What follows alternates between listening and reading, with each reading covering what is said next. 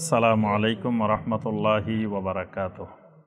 আলহামদুলিল্লাহি ওয়াহদা ওয়াসসালাতু ওয়াসসালামু আলা মান লা নাবিয়্যা বা'দা ওয়া আলা আলিহি ওয়া সাহবিহি ওয়া মাওয়ালা।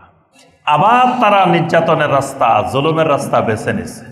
যেহেতু আর সমাধানের রাস্তা নাই, তাহলে এদেরকে একেবারে নির্যাতনের মাধ্যমে, হত্যার মাধ্যমে এদেরকে শেষ করে দিতে হবে। তাহলে এই দাওয়াত বন্ধ হয়ে যাবে।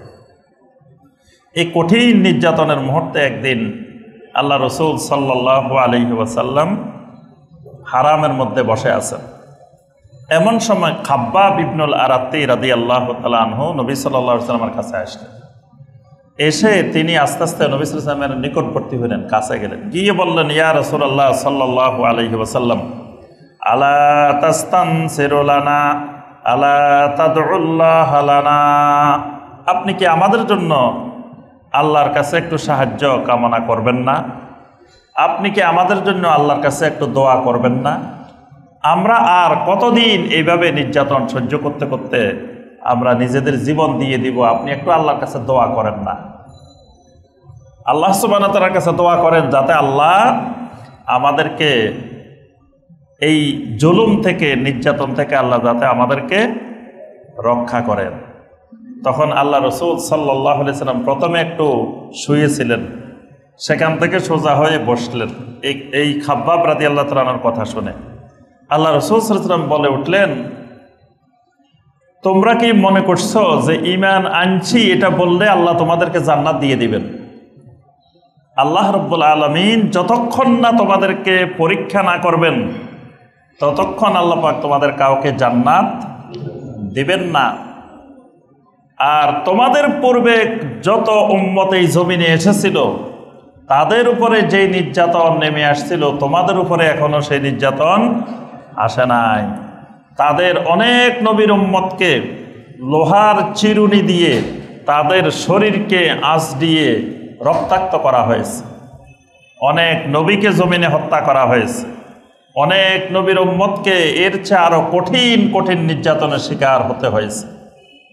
আল্লাহ রাব্বুল আলামিন তখন কোরআনে কারীমের আয়াত নাযিল করছেন, আম হাসিবতুম আন তাদখুলুল জান্নাহ ওয়ালাম্মা ইয়াতিকুম মাসালুল লাযীনা খালাউ মিন ক্বাবলিকুম মাসাতহুমুল বাসাউ ওয়াদ-দাররাউ ওয়া যুলজিলু হাত্তা ইয়াকুলার রাসূলু ওয়াল্লাযীনা আমানু মা'আহু মাতা নাসরুল্লাহ আলা ইন্না নাসরাল্লাহি করিব।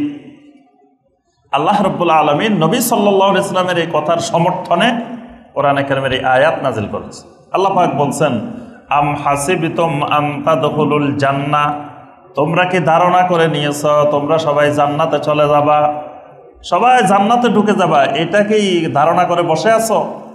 ওয়ালাম্মা ইয়াতিকুম মাসালুল লাযীনা খালাউ মিন ক্বাবলিকুম, তোমাদের পূর্বেকার যে সকল উম্মত ছিল, যে সকল জাতি ছিল, তাদের উপরে যে সকল মুসিবত, জুলুম, নির্যাতন নেমে আসছিল সেগুলা এতক্ষণও তোমাদের উপরে নেমে আসে নাই।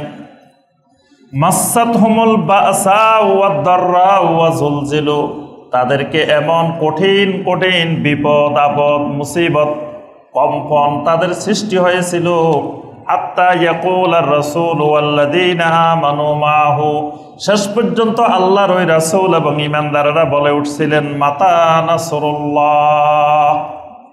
তারা নির্যাতন সহ্য করতে না পেরে অবশেষে তাদের জবান থেকে বের হয়েছে, মাতা নাসরুল্লাহ, আয় আল্লাহ তোমার সাহায্য কবে? আল্লাহ তোমার সাহায্য কখন আসবে? যখন তারা একেবারে নিরুপায় হয়ে গেছে, জুলুম নির্যাতন সহ্য করতে করতে সর্বশেষ তাদের জবান থেকে বের হয়েছিল, মাতা নাসরুল্লাহ, আল্লাহ তোমার সাহায্য কখন আসবে? তখনই আল্লাহ রাব্বুল আলামিন জবাব দিয়েছেন, আলা ইন্না নাসরাল্লাহি করিব, আমার সাহায্য অতি নিকটে।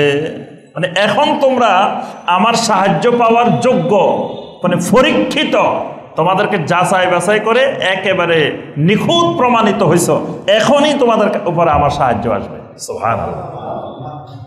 অর্থাৎ এই মক্কা মুকাররমার এই মুমিনরা যারা প্রথম দিকে ইসলাম গ্রহণ করছেন, আল্লাহ পাক এদেরকে এই জুলুম দিয়ে জুলুমের শিকার মাজলুম বানিয়ে আল্লাহ এমন পরীক্ষা নিলেন, আল্লাহ পাক ঘোষণা দিলেন এরও পরীক্ষায় উত্তীর্ণ হয়ে গেছে, এখন আল্লাহর সাহায্য আসার সময় হয়ে গেছে। সুবহানাল্লাহ। মানে আল্লাহর সাহায্য, এদেরকে আল্লাহ বাঁচানোর জন্য আল্লাহ সাহায্য রাস্তা বের করে দিবেন, উপায় বের করে দিবেন। আল্লাহ রসুল সাল্লাল্লাহু আলাইহি সাল্লাম এই জুলুম থেকেও সবরের রাস্তা বেছে নিলেন। নবী সাল্লাল্লাহু আলাইহি সাল্লাম কিন্তু তখন চাইলে এই জুলুমের প্রতি উত্তরে নবী সাল্লাল্লাহু আলাইহি সাল্লাম কিন্তু কিছু করতে পারতেন না। ধরেন তারা 5 জনকে মারলে নবী সাল্লাল্লাহু আলাইহি সাল্লাম সাহাবীরা একজনকেও তো মারতে পারতেন। রাত্রের অন্ধকারে রাস্তা দিয়ে বসে থাকলে একজনের আক্রমণ করতে পারতেন, তারপরে এক জায়গায় যাই আক্রমণ করতে পারতেন, কিছু না কিছু তো করতে পারতেন। একেবারে তো তারা এমন ছিলেন না যে কিছুই করার ক্ষমতা নাই, কিছু করার ক্ষমতা ছিল। কিন্তু আল্লাহ রসুল সাল্লাল্লাহু আলাইহি সাল্লামকে তখন বারবার আল্লাহ পাক আয়াত নাজিল করতেছিলেন, ওয়াসবির আলা মা ইয়াকুলুনা ওয়াহজুরহুম হাজরান জামিলা। ওয়াসবির আলা মা ইয়াকুলুন, তারা যা বলে যা করে আপনি সবর ধরেন, আপনি সবর ধরেন। আল্লাহ পাকের নীতিমালা হলো, নির্দেশ হলো আপনি কি করেন? সবর করেন। আল্লাহ রসুল সাল্লাল্লাহু আলাইহি সাল্লাম তখন সবরের রাস্তা বেছে নিলেন, শুধু সবর। তাদের জুলুমের উত্তরে, তাদের জুলুমের মোকাবেলায় নবী সাল্লাল্লাহু আলাইহি সাল্লাম কোনো ধরনের প্রতি উত্তরে আক্রমণ, কোনো ধরনের মানে সশস্ত্র আক্রমণ বা যে কোনো ধরনের আক্রমণ, এইটা নবী সাল্লাল্লাহু আলাইহি সাল্লাম এই রাস্তা বেছে নেন নাই, না নিয়ে সবরের রাস্তা বেছে নিলেন। জুল মাজাজের বাজারে গেলেন। জুল মাজাজ আরবের একটা প্রসিদ্ধ এলাকা ছিল, এখানে প্রতি বছর মেলা বসতো, বড় আকারের মেলা, সৌকে জুল মাজাজ, জিল মাজাজের মেলা হইতো এখানে বিরাট আকারে। এই মেলায় হাজার হাজার মানুষ অংশগ্রহণ করত। আল্লাহ রসুল সাল্লাল্লাহু আলাইহি সাল্লাম এই বাজারে গেলেন দাওয়াত দেওয়ার জন্য মানুষদের কাছে। তো যেখানে কয়েকজন মানুষ একত্রিত হয়, নবী সাল্লাল্লাহু আলাইহি সাল্লাম সেখানে দাঁড়িয়ে দাওয়াত দিতে থাকেন। দাওয়াত দেওয়ার পরেই একটু পরে পিছন থেকে একটা লোক আসে বলে, ইয়া আইয়ুহান নাস লা তুতিউহু। মানে আল্লাহ রসুল বলেন, ইয়া আইয়ুহান নাস কুলু লা ইলাহা ইল্লাল্লাহ তুফলিহু। হে মানুষেরা, তোমরা লা ইলাহা ইল্লাল্লাহ বলো, তোমরা সফল হবে। আর এই লোকটা পিছন থেকে আসে বলে, ইয়া আইয়ুহান নাস লা তুতিউহু। হে মানুষেরা, খবরদার এই লোকের কথা শুনিও না, ইন্নাহু সাবিউন কাজ্জাব। নাউযুবিল্লাহ। কারণ এই লোক হলো আমাদের বাপদাদার ধর্ম ত্যাগী। সাবিউন মানে আমাদের বাপদাদা পূর্বপুরুষ যে ধর্মের উপরে ছিল, এই লোকটা আমাদের বাপদাদার ধর্ম ছেড়ে দিছে। আর কাজ্জাব মানে মহামিথ্যাবাদী। নাউযুবিল্লাহ। মানে দাওয়াতের আগে ছিল আল্লাহ রসুল মহাসত্যবাদী, as-সাদিক আল-আমিন। যখন দাওয়াত দেওয়া শুরু করছেন, এখন হয়ে গেছেন সাবিউন কাজ্জাব, বাপদাদার ধর্ম ত্যাগী আর মহামিথ্যাবাদী। নাউযুবিল্লাহ। তখন লোকেরা বলা বলি করলো, এই লোকটাকে যে আল্লাহ রসুল সাল্লাল্লাহু আলাইহি ওয়াসাল্লামের দাওয়াতের পরে পিছনে পিছনে ঘুরে ঘুরে নবী সাল্লাল্লাহু আলাইহি ওয়াসাল্লামের বিরুদ্ধে বলতেছে। দেখা গেল লোকটা হইল আবু লাহাব। লোকটা হইল আপন চাচা, একেবারে আপন চাচা, যার ঘরটা নবী সাল্লাল্লাহু আলাইহি ওয়াসাল্লামের ঘরের সাথে লাগানো, একবারে সবচেয়ে নিকটতম ঘর। দেখেন, আল্লাহ রাব্বুল আলামিন হেদায়েত না দিলে, যেখানে হেদায়েতের নূর, হেদায়েতের সূর্য উঠছে, সূর্যের ঘর সাথে থাকিও হেদায়েত পায়নি, সবচেয়ে গোমরা হয়ে গেছে। আবু জাহেলের চেয়েও গোমরা। আবু জাহেলের নামে কিন্তু সূরা নাজিল হয় নাই, কিন্তু আবু লাহাবের নামে সূরা নাজিল হয়েছে। সূরা লাহাব কোরআনে কারিমের একটা সূরাই শুধু আবু লাহাব কেন্দ্রিক। তাহলে এই শয়তান এই নবী সাল্লাল্লাহু আলাইহি সাল্লামের দাওয়াতের পিছনে পিছনে সারাক্ষণ, তার কাজে ছিল এটা, তার কাজ ছিল সারাক্ষণ নবী সাল্লাল্লাহু আলাইহি সাল্লামের পিছনে থাকবে। যেখানে নবী সাল্লাল্লাহু আলাইহি সাল্লাম দাওয়াত দেবেন, সেখানে গিয়ে সে মানুষকে বোঝাবে যে খবরদার তার কথা শুনিও না। তার বউয়ের কাজ ছিল সারাদিন নবী সাল্লাল্লাহু আলাইহি সাল্লামকে, সাহাবায়ে কেরামকে কষ্ট দেওয়ার জন্য কোন জায়গায় কাঁটা পাওয়া যায়, বড় বড় কাঁটা সংগ্রহ করতো, লাকড়ি সংগ্রহ করে, হাম্মালাতাল হাতাব, মানে জঙ্গলে যায় যে কাঁটার গাছ কেটে কেটে নিয়ে আসতো বিভিন্ন জায়গা থেকে, দূর দূরান্ত থেকে। এরপরে আপনার আরো কয়েকজন বড় বড় লোক ছিল। একজন ছিল আপনার উমাইয়া বিন খালফ। এই উমাইয়া বিন খালফ, এই লোকটাও নবী সাল্লাল্লাহু আলাইহি সাল্লাম যেখান দিয়ে দাওয়াত দিতেন, নবী সাল্লাল্লাহু আলাইহি সাল্লামের বিরুদ্ধে সারাদিন তার কাজে ছিল 24 ঘন্টা ঘুরে ঘুরে ঘুরে ঘুরে আল্লাহ রাসূল সাল্লাল্লাহু আলাইহি ওয়াসাল্লামের বিরুদ্ধে অপবাদ ছড়ানো খালি। এর ব্যাপারে আল্লাহ বলছেন ওয়াইলুল লিকুল্লি হুমাজাতিল লুমাজা। এ উমাইয়া বিন খালফকে আল্লাহ বলছেন হুমাজাতিল লুমাজা, মানে হুমাজা হইল সে আপনার ইশারা ইঙ্গিতে আপনার গীবত করে, ইশারা ইঙ্গিতে মানুষকে তুচ্ছ জ্ঞান করে। আর লুমাজা হইল সে ইশারা ইঙ্গিতে না, সরাসরি কথার মাধ্যমে, মানে এই লোকে কথার মাধ্যমেও করত এবং ইশারা ইঙ্গিতেও করত। আরেক শয়তান ছিল আখনাস ইবনে শুরাইক। এ ছিল আরো বড় ধরনের শয়তান, আখনাস বিন শুরাইক। নবী সাল্লাল্লাহু আলাইহি ওয়াসাল্লামের এই সময় এই দাওয়াতের বিরুদ্ধে এই আখনাস বিন শুরাইক সবসময় লেগে থাকতো। আল্লাহ পাক এর ব্যাপারেও আয়াত নাযিল করছেন। আল্লাহ পাক বলেন হাম্মাজিম মাশাইম বিনামিম, এরা হাম্মাজ, এরা মাশাইম বিনামিম, মানে এরা এই আপনার আগেরটারে বলছে হুমাজা, আর এরে আল্লাহ বলছেন হাম্মাজ, মানে আরো উচ্চতর শব্দ দিয়ে, যে এই হলো আরো বেশি পরনিন্দাকারী এবং এই হলো সবসময় নামিমা, চগলখড়ি করে বেড়া। আর ওই যে ওয়ালিদ বিন মুগীরা মাখজুমি, যে বলতো আনা ওয়াহিদ ইবনে ওয়াহিদ, যে বলতো কি ওয়াহিদ ইবনে ওয়াহিদ, আল্লাহ পাক তার ব্যাপারেও আয়াত নাযিল করছেন জারনি ওয়ামান খালাকতু ওয়াহিদা। আল্লাহ বলছে তাকে ছেড়ে দেন, আমার হাতে ছেড়ে দেন, জারনি তাকে একটু অবকাশ দেন, ওয়ামান খালাকতু ওয়াহিদা, যাকে আমি ওয়াহিদ বানাইছি, যাকে আমি ওয়াহিদ বানাইছি। এইভাবে মানে তখন এই মুশরিকদের এই নির্যাতন চলতেছে, আল্লাহ রাসূল সাল্লাল্লাহু আলাইহি ওয়াসাল্লাম এবং সাহাবীরা সবর ধরতেছেন। এভাবে গেল নবুয়তের ৪র্থ বছর। এবার আসলো নবুয়তের ৫ম বছর। নবুয়তের ৫ম বছরে আসার পরে আল্লাহ পাক তো বলছেন আলা ইন্না নাসরাল্লাহি কারীব, সাহায্য নিকট। আল্লাহ রাসূল সাল্লাল্লাহু আলাইহি ওয়াসাল্লাম একদিন সাহাবায়ে কেরামদেরকে বললেন ইন্না বিআরদিল হাবাশা মালিকান, আমার কাছে খবর এসেছে, মানে নবী সাল্লাল্লাহু আলাইহি ওয়াসাল্লাম তখন খবর নিতেছিলেন পৃথিবীর কোন দেশের শাসকেরা কীরকম, কোন দেশের অবস্থা কীরকম। তো নবী সাল্লাল্লাহু আলাইহি ওয়াসাল্লামের কাছে খবর আসলো যে হাবশার যিনি বর্তমান শাসক, তিনি লা ইউজলামু আহাদুন ইনদাহু, তার কাছে কোনো লোক জুলুমের শিকার হয় না। সুবহানাল্লাহ। তখন আল্লাহ রাসূল সাল্লাল্লাহু আলাইহি ওয়াসাল্লাম সাহাবীদেরকে বললেন ফাআলহিকু বিবিলাদিহি, আমার মনে হয় তোমরা ওই হাবশার দিকে চলে যেতে পারো। হাত্তা ইয়াজআলাল্লাহু লাকুম ফারাজান ওয়া মাখরাজান মিম্মা আনতুম ফি, এই হাবশার দিকে যাওয়ার মাধ্যমে আল্লাহ তোমাদের জন্য এই জুলুম নির্যাতন থেকে বের হওয়ার একটা রাস্তা আল্লাহ পাক বের করে দিবেন। সুবহানাল্লাহ। ওই সময় হাবশার যিনি শাসক ছিলেন উনি ছিলেন খ্রিস্টান, নাসারা, কিন্তু অন্য কোনো ধর্মাবলম্বীদের উপরে তিনি কোনো জুলুম নির্যাতন করতেন না। তার রাষ্ট্রে জনগণ খুব শান্তিতে বসবাস করত, কারো প্রতি কারো জুলুম নির্যাতন এগুলো ছিল না। এখন আল্লাহ রাসূল সাল্লাল্লাহু আলাইহি ওয়াসাল্লাম বললেন যে তোমরা এই হাবশার দিকে যেতে পারো। এখন হাবশা যেতে হলেও তো এদের সামনে দিয়ে জেনে শুনে ঘোষণা দিয়ে যাওয়া যাবে না। এমন সময় শুআইবা বন্দরে 2টা জাহাজ অনেক দিন ধরে অবস্থান করতেছিল, মানে লোহিত সাগরের জেদ্দার ওই পাশে একটা বন্দর ছিল তখন, এই বন্দরের নাম ছিল শুআইবা। শুআইবা বন্দরের 2টা জাহাজ, আল্লাহ রাসূল সাল্লাল্লাহু আলাইহি ওয়াসাল্লামের কাছে খবর আসলো যে এই 2টা জাহাজ এই 2-1 দিনের মধ্যেই হাবশার উদ্দেশ্যে ছেড়ে যাবে। তখন নবী সাল্লাল্লাহু আলাইহি ওয়াসাল্লাম কিছু সাহাবীকে বললেন যে তোমরা এই 2টা জাহাজে করে হাবশা চলে যাও। এই সফরের নেতৃত্ব দিয়েছিলেন ওসমান ইবনে আফফান রাদিয়াল্লাহু তাআলা। ওসমান রাদিয়াল্লাহু তাআলার নেতৃত্বে আপনার 15 জন, 11 জন পুরুষ, 4 জন নারী, এবং সেখানে আল্লাহ রাসূল সাল্লাল্লাহু আলাইহি ওয়াসাল্লামের মেয়ে রুকাইয়া রাদিয়াল্লাহু তাআলা তিনিও ছিলেন এই সফরের ভিতরে। এখানে 11 জন পুরুষ, 4 জন নারী, এই 15 জন। এই 15 জন হিজরত করে এই শুআইবা বন্দর থেকে 2টা জাহাজে করে হাবশা চলে গেছে। এখন হাবশা যাওয়ার পরে তারা ওখানে বসবাস করতেছেন, কয়দিন থাকলেন।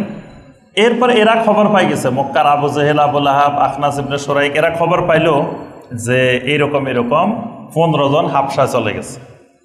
আচ্ছা, এখন তারা সেখানে অবস্থান করতেছে। এরা সিদ্ধান্ত নিল যে দুইজন নেতাকে বাছাই করলো, একজন হলো আমর ইবনে আস, আরেকজন হলো আব্দুল্লাহ বিন আবি রবিয়া। এই দুইজনকে তারা ওখানে পাঠাবে, মানে হাবশার রাজার কাছে পাঠাবে, এদেরকে যেন আবার ফেরত নিয়ে আসতে পারে। এর মাঝখান দিয়ে আরেকটা ঘটনা ঘটে গেছে। আরেকটা ঘটনা হলো, এরা 15 জন তো হিজরত করে চলে গেছেন হাবশাতে।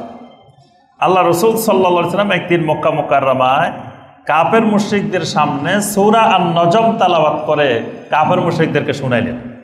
যেই মজলিসে একবারে মক্কা মুকাররমার সবচেয়ে বড় বড় নেতা যা ছিল সবাই ওই বৈঠকে ছিল, তখন আল্লাহ রসুল সাল্লাল্লাহু আলাইহি ওয়াসাল্লাম সূরা আন-নজম তাদের সামনে তেলাওয়াত করে শুনাইলেন। সূরা আন-নজমটা আল্লাহ রাব্বুল আলামিন এমন সাহিত্য ভঙ্গিতে, এমন বালাগাত, এমন অলংকার দিয়ে আল্লাহ পাক নাজিল করছেন, এটা তেলাওয়াত শুনে কাফেররাই হতভম্ব হয়ে গেছে।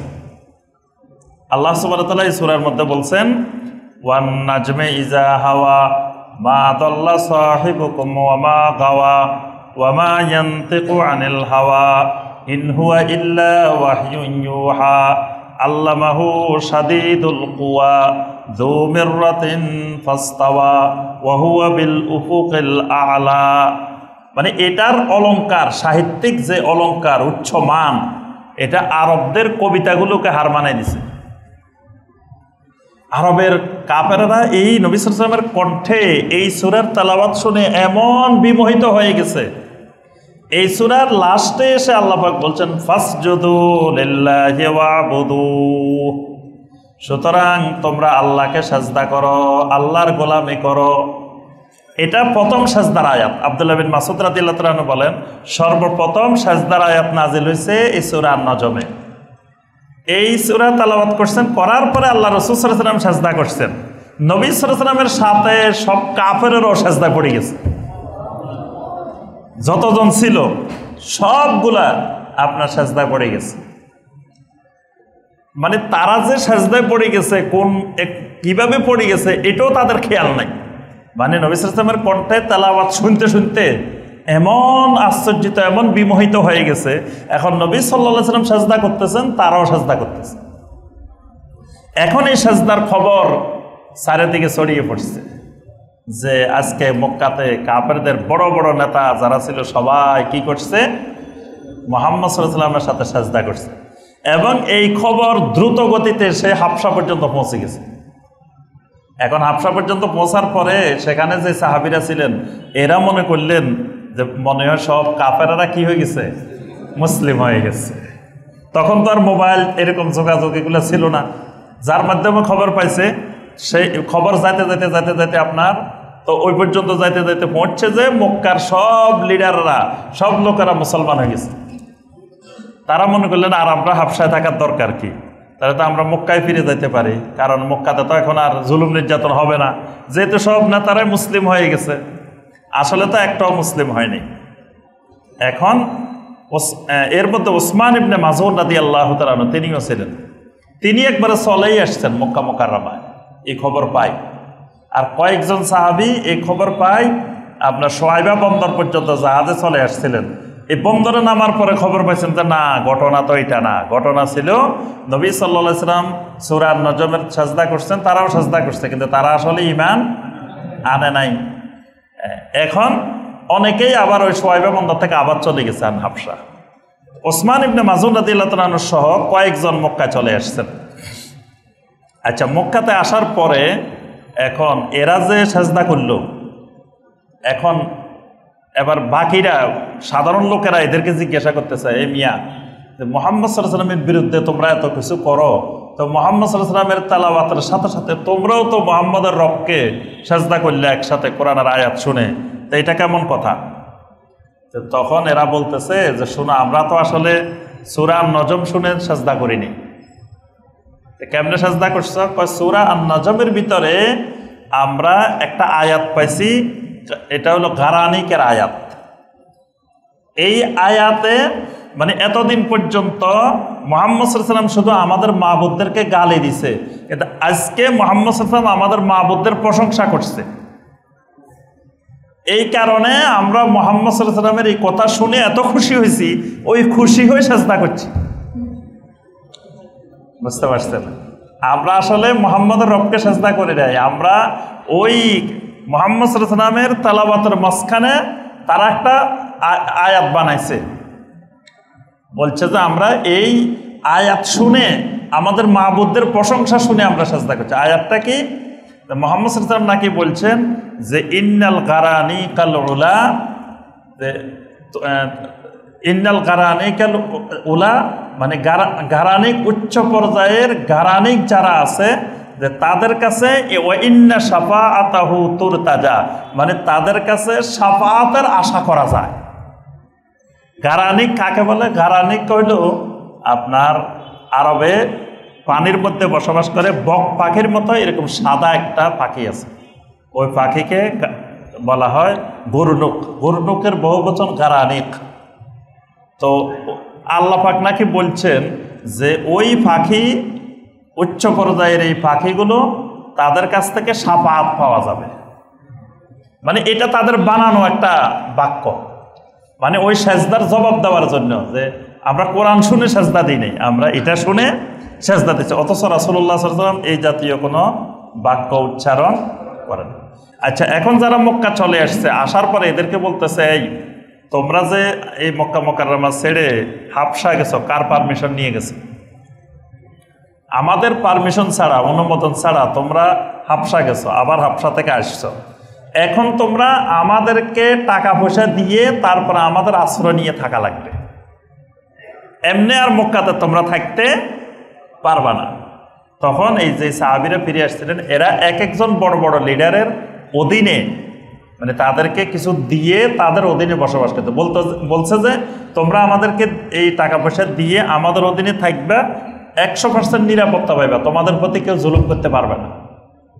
তো ওসমান ইবনে মাযউন রাদিয়াল্লাহু তাআলা আনহু ওয়ালিদ ইবনে মুগীরা মাখজুমির আন্ডারে নিরাপত্তা নিয়ে তিনি বসবাস করতেছিলেন, কিন্তু তার কাছে ভালো লাগে না। তিনি দেখতেছেন তার ভাইয়েরা, ইমানদারেরা ইমানের কারণে নির্যাতিত হচ্ছে আর উনি আরামে ঘুমাইতেছেন, এইটা তার কাছে পছন্দ হচ্ছে না। ওসমান ইবনে মাযউন রাদিয়াল্লাহু তাআলা আনহুর ভিতর ফেটে যাচ্ছে, আমি ওয়ালিদ ইবনে মুগীরার আশ্রয়ে এত আরামে বসবাস করতেছি আর আমার সামনে আমার ইমানদার ভাইয়েরা জুলুম নির্যাতনের শিকার হচ্ছে, তো এইটা আমার জন্য হইতে পারে না। আচ্ছা, উনি একদিন তাদের মজলিসে গেলেন, ওসমান ইবনে মাযউন রাদিয়াল্লাহু তাআলা। ওই মজলিসে লবিদ ইবনে রবিয়া আসছে।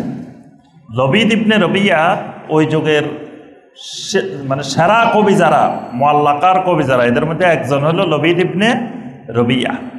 তো লবিদ ইবনে রবিয়া কবিতা পড়তেছে, তো এই ওসমান ইবনে মাযউন রাদিয়াল্লাহু তাআলা আনহু সেখানে ছিলেন। তো লবিদ ইবনে রবিয়া বলতেছে আলা কুল্লু শাইইন মা খালাল্লাহ বাতিলু, জেনে রাখো আল্লাহ ছাড়া যত কিছু আছে সব ধ্বংস হয়ে যাবে। লবিদ ইবনে রবিয়া বলতেছে, কবিতার মধ্যে বলতেছে আলা কুল্লু শাইইন মা খালাল্লাহ বাতিলু, আল্লাহ ছাড়া যা আছে, মানে এটা কুল্লু মান আলাইহা ফানের অর্থ যে আল্লাহ ছাড়া যা কিছু আছে সব ধ্বংস হয়ে যাবে। ওসমান ইবনে মাযউন রাদিয়াল্লাহু তাআলা আনহু উঠে বললেন সাদাক্তা, একেবারে সত্য কথা বলছেন আপনি। আচ্ছা, এরপরের অংশে যাই বলতেছে ওয়া কুল্লু নাঈমিন লা মাহালাতা যাইলু, যত নিয়ামত আছে সব নিয়ামত ধ্বংস হয়ে যাবে। এবার ওসমান ইবনে মাযউন রাদিয়াল্লাহু তাআলা উঠে বললেন কাযাবতা, এটা মিথ্যা কথা বলছেন। নেয়ামাতুল জান্নাতে লা তাজুলু, জান্নাতের নিয়ামত কোনোদিন বিলুপ্ত হবে না। আপনার আগের কথা ঠিক আছে, আগের লাইন ঠিক আছে, কিন্তু পরের লাইন ঠিক নেই, পরের লাইন ভুল কথা। এখন সবাই উঠে কয় এই ছেলে কে রে? আমাদের এত বড় কবি লবিদ ইবনে রবিয়া আল আমেরি, সে মুআল্লাকার একজন শ্রেষ্ঠ কবি, কবির কথার বিরুদ্ধে সে কয় মিথ্যা বলছে, এটা ঠিক নাই। আবার কয় নেয়ামাল জান্না লা তাজুলু, জান্নাতের নিয়ামত নাকি ধ্বংস হবে না। এই লোকটাকে, এই ছেলেটাকে? তখন বলে যে উনি হলো ওসমান ইবনে মাযউন এবং তিনি মুহাম্মদ সাল্লাল্লাহু আলাইহি সাল্লামের অনুসারী, তার অনুসারী হয়ে ঈমান আনছে। তখনই ওই মজলিসে যত লোকেরা ছিল তারা সবাই মিলে ওসমান ইবনে মাযউন রাদিয়াল্লাহু তাআলা আনহুর উপরে ঝাঁপিয়ে পড়ল। আর ওসমান ইবনে মাসউদ রাদিয়াল্লাহু তাআলা আনহু বললেন, ওলীদ ইবনে মুগীরাকে বললেন যে আপনার নিরাপত্তা আমার আর এখন দরকার নাই, আমার ভাইয়েরা ইমানদারেরা জুলুমের শিকার হবে আর আমি আপনার নিরাপত্তা নিয়ে নিরাপদে থাকবো, এই নিরাপত্তা আমার দরকার নাই, আল্লাহ রাব্বুল আলামিন আমার নিরাপত্তা দিবেন। এই কথা বলে তিনি বের হয়ে চলে আসছেন। আচ্ছা, এরপরে আল্লাহ রসুল সাল্লাল্লাহু আলাইহি ওয়াসাল্লাম সাহাবায়ে কেরামকে আবার বললেন যে তোমরা হাবশা চলে যাও, কারণ হাবশাতে যে ভাইয়েরা আছেন তারা খুব নিরাপদে সুন্দরভাবে আছেন। এরপরে জাফর ইবনে আবু তালেব রাদিয়াল্লাহু তাআলা আনহুর নেতৃত্বে আপনার এরপরে ৮৩ জন পুরুষ এবং ১৮ জন নারী, ৮৩ জন পুরুষ ১৮ জন নারী জাফর ইবনে আবু তালেব রাদিয়াল্লাহু তাআলা আনহুর নেতৃত্বে আবার তারা হাবশায় চলে গেলেন। তাহলে ওখানে আরো সংখ্যা বেড়ে গেল, ১০০-র উপরে সাহাবায়ে কেরাম ওখানে চলে গেলেন। যাওয়ার পরে কুরাইশরা বলল এবার আর ছাড় দেওয়া যাবে না, এগুলা সবগুলারে আবার ওখান থেকে দড়ি মক্কায় নিয়ে আসতে হবে। তারা বড় বড় দুইজন পণ্ডিত, আমর ইবনে আস ছিল ওই জামানার সবচেয়ে বড় কূটনীতিবিদ, এত বড় কূটনীতিককে পাঠাইছে যে সেখান থেকে এদেরকে নিয়ে আসতে হবে। আরেকজন হলো আব্দুল্লাহ বিন আবি রবিয়া। আব্দুল্লাহ বিন আবি রবিয়া হলো বড় সাহিত্যিক, বড় উচ্চাঙ্গের ভাষায় কথা বলতে পারত। বিদেশি রাষ্ট্রপতিদের কাছে কোনো চিঠি পাঠাতে হলে এই আব্দুল্লাহ বিন আবি রবিয়া লিখত। এই দুইজনকে হাবশা পাঠাইছে। পাঠানোর পরে এরা দুইজন যাওয়ার সময় এমন হাদিয়া তোহফা উপটোকন নিয়ে গেছে, নিয়ে হাবশা যায় হাজির হয়েছে। হাজিরের প্রথম তারা বেছে নিছে খ্রিস্টান যত বড় বড় আলেম আছে হাবশায়, এই আলেমদের একটা মজলিস ডাকছে এরা। ওই আলেমদেরকে এত বেশি হাদিয়া দিছে, ওই আলেমরা জীবনে আর এত হাদিয়া পায় না কোনোদিন। দেখেন সেই আমলে যে মানুষেরা, কাফেরেরা, মুশরিকেরা মানুষের হাত করার জন্য আগে আলেমদেরকে বাঁচায় নিছে। আজও দেখবেন এরকম আলেম অভাব নাই, সব জায়গায় আছে, সারা পৃথিবীতে আছে, আছে না? দেখবেন যে কত রকমের দালালি, কত রকমের মানে শিরকি কুফরি করার জন্য এরকম আলেমের অভাব হয় না। সামান্য একটা পদ পদবী, কিছু হাদিয়া, কিছু পাওয়ার জন্য কুফরি করতে, শিরিক করতেও দ্বিধাবোধ করে না। আচ্ছা, এই আলেমদেরকে এমন হাদিয়া দিছে, দেওয়ার পরে আলেমেরা একবারে তাদের অনুগত হয়ে গেছে, কয় আপনারা যা বলেন তা, এবং বাদশাহকে যা বলার দরকার আমরা তাই বলবো, কোনো অসুবিধা নেই। এরা এই দেশে থাকতে পারবে না। এদেরকে যাই বলছে যে শোনো, এই যে আমাদের মক্কা থেকে কিছু ছেলে ফেলে, কিছু আমাদের দুষ্কৃতিকারী, নাউজুবিল্লাহ, কিছু সন্ত্রাসী তোমাদের দেশে চলে আসছে, তো এরা কিন্তু আমাদের বাপদাদার ধর্ম ছাড়ি দিছে, তোমাদের ধর্ম ছাড়ি দিছে। এরা তোমাদের ধর্মেরও না, আমাদের ধর্মেরও না, মাঝখান দিয়ে এরা নতুন এক ধর্ম বানাইছে। তাহলে এদেরকে তোমাদের দেশে আশ্রয় দেওয়া যাবে না। এরা বললো না, ঠিক আছে, এদেরকে বের করতে হবে। পরের দিন এই নাজ্জাশীর দরবারে গেল এরা। ওই আলেমেরা চতুর্দিকে বসে আছে, বাদশার চতুর্দিকে এই আলেমেরা বসে আছে, আর এদিকে এরা দুইজন মক্কা থেকে গেছে। আবার প্রথমে নাজ্জাশী এদের কথা শুনলো। নাজ্জাশীর কাছে এরা গিয়ে বলল যে শুনেন, যে আসলে এরা আমাদের দেশের কিছু দুষ্কৃতিকারী, কিছু সন্ত্রাসী, এরা আমাদের দেশে আমাদের বাপদাদার ধর্ম ছেড়ে দিছে এবং আপনাদের খ্রিস্টান ধর্ম এরা গ্রহণ করে নাই, এরা নতুন এক ধর্ম বানাইছে, বানায় এখন আপনাদের দেশে এসে আশ্রয় নিছে, এদেরকে আবার আমাদের দেশে ফেরত দিয়ে দেন। নাজ্জাশী বললেন, আমার একটা বৈশিষ্ট্য, আমি কারো বক্তব্য না শুনে কারো ব্যাপারে কোনো সিদ্ধান্ত নিই না। ওই মানুষগুলো আমার দেশের মেহমান, সুতরাং আমি পাঠাইতে হইলে আগে তাদের বক্তব্য শুনতে হবে, তাদেরকে ডেকে নিয়ে আসো। তখন সাহাবায়ে কেরামদেরকে ডাকলেন। সাহাবায়ে কেরাম বসে মুশাওয়ারা করলেন, আমাদের পক্ষ থেকে কে কথা বলবে বাদশার সাথে। সবাই সিদ্ধান্ত দিলেন যে জাফর ইবনে আবি তালেব রাদিয়াল্লাহু তাআলা তিনি কথা বলবেন, বাকিরা উপস্থিত থাকবেন। জাফর ইবনে আবু তালেব রাদিয়াল্লাহু তাআলা গেলেন। যাওয়ার পরে বলল যে তোমরা নাকি তোমরা ওই মক্কার যে তোমাদের বাপদাদার ধর্ম সেটাও ছেড়ে দিছ, আবার খ্রিস্টানও নাই, তো তোমরা কোন ধর্মের অনুসারী?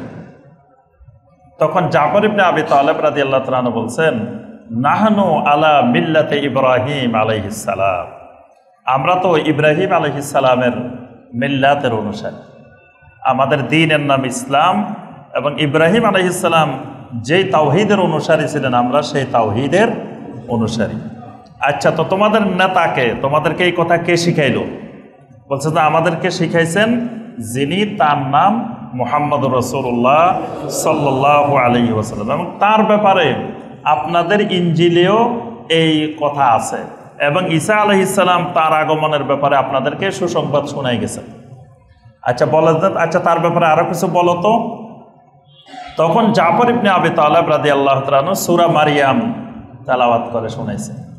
সূরা মারিয়ামের মধ্যে মারিয়াম আলাইহিস সালামের সব ঘটনা, ঈসা আলাইহিস সালামের ঘটনা সব আছে।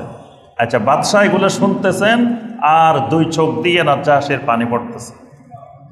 এরপরে বাদশাহ উঠে বললেন, ইন্না হাযা ওয়াল্লাযী জা বিহি ঈসা লা ইয়াখরুজু মিন মিশকাতিন ওয়াহিদা। বাদশাহ বলল, আরে এরা তো আমাকে যা শোনাইলো এই কথাগুলা আর ঈসা আলাইহিস সালাম যা কিছু আমাদেরকে দিয়ে গেছেন এটা মিন মিশকাতিন ওয়াহিদা, মানে একই উৎস থেকে দুইটা আসছে। সুবহানাল্লাহ, মানে আমাদের ইনজিলের সাথে এত মিল যে এগুলা মুহাম্মদ সাল্লাল্লাহু আলাইহি ওয়াসাল্লাম যেগুলো শোনাইছে আর ঈসা আলাইহিস সালাম যা শোনাইছে দুইটার আপনার উৎসস্থল এক জায়গা, একই জায়গা থেকে আসছে। সুতরাং ওই দুইজনকে ডেকে বলল বাদশা, এনতলেকা, চলে যাও আমার দেশ থেকে, তোমরা সরে যাও, তোমরা এই দেশে থাকতে পারবা না। ফালা ওয়াল্লাহি লা উসলিমাহুম, আল্লাহর কসম আমি এই মানুষগুলোকে তোমাদের হাতে সুপর্দ করব না। সুবহানাল্লাহ, আল্লাহর কসম এই মানুষগুলোকে তোমাদের হাতে আমি তুলে দিব না। এই মানুষগুলো আমার মেহমান, এরা আমাদের দেশে থাকবে। আচ্ছা, আজকে সেখানে মজলিস চলে গেছে। এবার এই দুইজন যাই আলেমদের সাথে, ওই যে হাদিয়াত উপাধি যাদেরকে ঠিক করছে, এখন তো তারা হারিয়ে গেছে, এখন যাই এদের সাথে আবার বৈঠক করছে, কেমনে বাদশারে রাজি করানো যাবে, এরকম কোনো পলিসি কোনো কিছু আছে কিনা।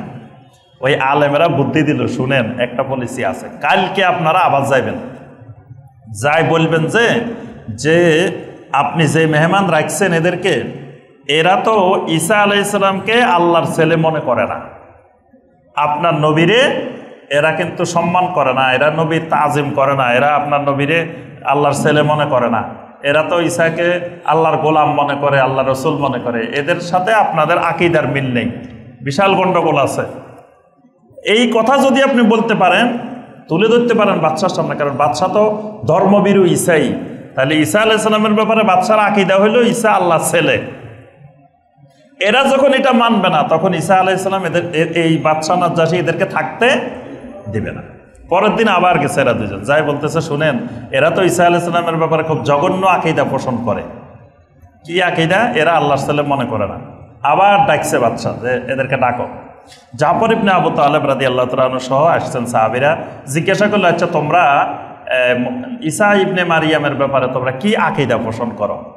তখন জাফর ইবনে আবু তালেব রাদিয়াল্লাহু তাআলা আনহু সহ অন্য সাহাবীরা বললেন, আমরা কপালে যা আছে, তাকদীরে যা আছে তাই হবে, কিন্তু আমরা এক বিন্দু পরিমাণ তাওহীদ থেকে বা কোরআনের কথা থেকে সরে যাব না। প্রয়োজন এখানে আমরা সবাই শহীদ হয়ে যাব, তবুও আমরা সত্যিকারের কোরআনে যেটা আছে সেটাই তুলে ধরব। তখন জাফর ইবনে আবু তালেব রাদিয়াল্লাহু তাআলা বলে উঠলেন, ঈসা ইবনে মারিয়াম হুয়া আব্দুল্লাহ ওয়া রাসূলুহু ওয়া রূহুহু ওয়া কালিমাতুহু আলকাহা ইলা মারিয়াম আল আজরা আল বাতুল ওয়ালাম ইয়ামাসসুহা বাশারুন। তিনি বলে উঠলেন যে ঈসা ইবনে মারিয়ামের ব্যাপারে আমাদের আকীদা হলো তিনি আব্দুল্লাহ, তিনি আল্লাহর একজন গোলাম, ওয়া রাসূলুহু তিনি আল্লাহর রাসূল, ওয়া রূহুহু তিনি আল্লাহর রূহ, ওয়া কালিমাতুহু তিনি আল্লাহর কালিমা, আলকাহা ইলা মারিয়াম আল আজরা আল বাতুল। একেবারে সতী সাধ্বী নারী মারিয়ামের প্রতি আল্লাহ রাব্বুল আলামিন এই ঈসার রূহকে, ঈসাকে আল্লাহর বান্দাকে পাঠিয়েছেন। ওয়ালাম ইয়ামাসসুহা বাশার, এবং সেই মারিয়াম আলাইহিস সালামকে কোনো মানুষ স্পর্শ করে নাই। আচ্ছা, এই কথাটা বলার পরে বাদশাহ বসা ছিলেন, বসা থেকে লাফ পেরে দাঁড়িয়ে উঠে বললেন যে যেই কথাটা এই ব্যক্তি বলছে ঈসা ইবনে মারিয়াম এর থেকে 1 ইঞ্চি পরিমাণ, 1 জাররা পরিমাণও বেশি ছিলেন না। সুবহানাল্লাহ, এই জাফর ইবনে আবু তালেব যা বলছে ঈসা ইবনে মারিয়াম তাই ছিলেন, এর থেকে বেশি কিছু ছিলেন না। তখনই কিন্তু তিনি ইসলাম গ্রহণ করছেন পুরাপুরি। তখন তিনি মুসলিম, তার অন্তরে আল্লাহ পাক ইসলাম দিয়ে দিয়েছেন, কিন্তু তিনি প্রকাশ করেন নাই। এরপরে তিনি সাহাবায়ে কেরামকে লক্ষ্য করে বললেন, এযহাবু ফাআনতুম সুয়ুমুম বিআরদি, তোমরা যাও, তোমরা আমার জমিনে, আমার এই রাষ্ট্রে যেখানে মনে চায় স্বাধীনভাবে বসবাস করো, তোমরা স্বাধীনভাবে আমার এলাকায় মেহমান হিসাবে থাকো। তোমাদেরকে যে মানসাব্বা, যে তোমাদেরকে গালিগালাজ করবে, খারাপ কিছু বলবে, তাকে আমি শাস্তি দিব। তোমাদের এই দেশে তোমরা সম্পূর্ণরূপে নিরাপদ। সুবহানাল্লাহ। আচ্ছা, এরপরে সাহাবায়ে কেরাম সেখানে বসবাস করতেছেন। এই দুইজন ব্যর্থ হয়ে ফিরে চলে আসছেন। আসার পরে মুশরিকেরা বলল, সর্বশেষ আরেকবার ঝুঁকে নিয়ে দেখি, এবার আবু তালেবের কাছে যাই, আবু তালেবকে সর্বশেষ আবার যাই বুঝাই আসি, বুঝাই দেখি কোনো রকমের সমাধান করা যায় কিনা। কারণ ওই জায়গায় যারা গেল হাবশা, তাদেরকে আর ফেরত আনতে পারে না, বরং উল্টা হাবশার শাসক তাদের প্রতি অনুগত হয়ে গেছে।